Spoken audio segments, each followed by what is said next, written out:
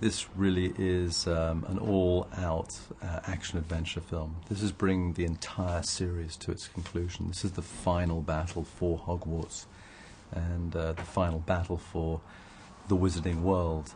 And something we've been building to throughout this series is the conflict between Harry and Voldemort. And finally, in this film, we're going to see them going at it. And so that's the sort of the main narrative drive and the real sort of exciting adventure stuff. But also it's a very moving story. We find out some things about Snape and the friendship that Ron, Harry, and Hermione have, and beyond. Characters like Neville and McGonagall and Hagrid. All of those are very moving and clearly so much is at stake, and we see how much each of them mean to the other. What was interesting, in the last film, we never really saw Hogwarts, so now we arrive at Hogwarts and see it in all its grandeur, and then see it destroyed in battle. And that's a really odd feeling for me too, just because I've seen it built and I've seen it knocked down. In terms of scale, I think the film is huge. At the beginning of the film, I think we find him in a state of sadness because Dobby died. Dobby died at the very end of the last film. But at the same time, I think we see him with a sense of resolve that his mission is very clear, and that he feels more than ever the need to take on and to challenge and to defeat the Dark Lord.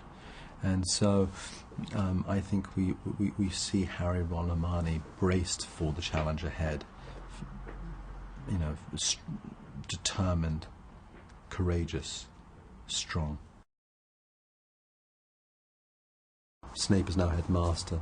The Carrows are running it, and it is not a happy place. It's a place of quite considerable brutality and abuse, and what is being taught there is that magic is might, and it doesn't have the considerate and open-minded teaching that was in place earlier, and most certainly under Dumbledore's headmastership. One of the things that Harry has over Voldemort is that he's not scared of death. He's lost so many people to death, and he's not scared of it himself. His parents, Sirius Black, Dumbledore, he's lost a lot of people in his life, and so he's been able to see the Thestrals because he's been exposed to death, and ultimately, unlike Voldemort, he's willing to go there, and it's quite a serious thing to express in a family film, but that's what Harry feels. He's prepared to go there. So he, when faced with this choice of come out and come to see me alone, or stay and everyone will die, the only way to save the school is to go there. We have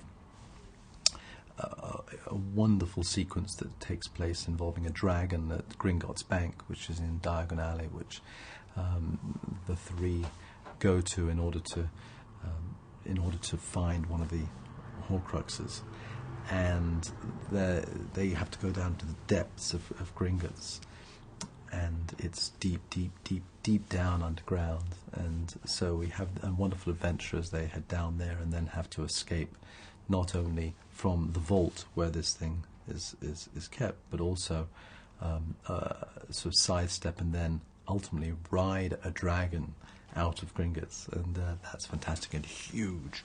And then, as I said, we get to Hogwarts, and that's a battle of all battles.